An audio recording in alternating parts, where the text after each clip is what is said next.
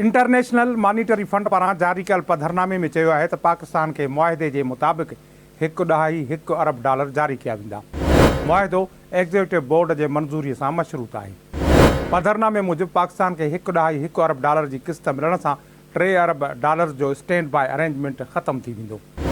नओं प्रोग्राम इक़्तिसादी बहालीअ खे मज़बूत बणाइण लाइ आहे। पाकिस्तान नए प्रोग्राम सां पाइदार तरक़ीअ जो बुनियादु रखणु चाहे थो। पाकिस्तान मीडियम टर्म प्रोग्राम सां माली कमज़ोरियूं ख़तमु करणु ऐं मुआशी बहाली चाहे थो। IMF पारां पाकिस्तान जे मुआशी क़दमनि जी तारीफ़ कंदे चयो वियो आहे त स्टेट बैंक ऑफ पाकिस्तान ऐं निगरान हुकूमत पारां शर्तनि ते सख़्तीअ सां अमल कयो वियो आहे। नई हुकूमत बि उन अमल खे जारी रखण जो इरादो ज़ाहिर कयो आहे जॾहिं त हिन साल पाकिस्तान में तरक़ी मामूली रहंदी ऐं नाणे जो फहिलाव हद खां वधीक आहे। IMF जो चवणु आहे त मुआशी कमज़ोरनि खे मुंहुं ॾियण लाइ जारी पॉलिसी ऐं सुधारनि जी ज़रूरत आहे।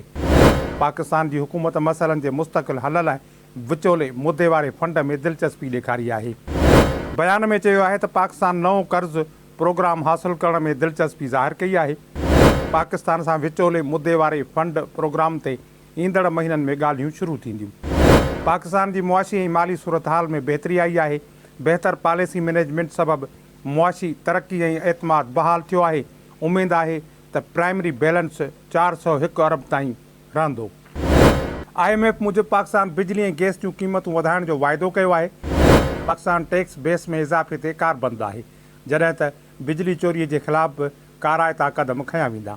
IMF जो चवणु आहे त महांगाई हदफ़ जे मुताबिक़ हूंदी, परॾेही ज़रे मुबादले जे ज़ख़ीरनि में वाधि कई वेंदी। निजी शोबे खे तरक़ीअ जे मनसूबनि में शामिलु कयो वेंदो, जॾहिं त रियासती मिल्कियती इदारनि जी कारकर्दगी बहितर बणाई वेंदी ऐं मुस्तक़िल तरक़ीअ लाइ इंसानी वसीलनि में सीड़पकारीअ खे वधायो वेंदो।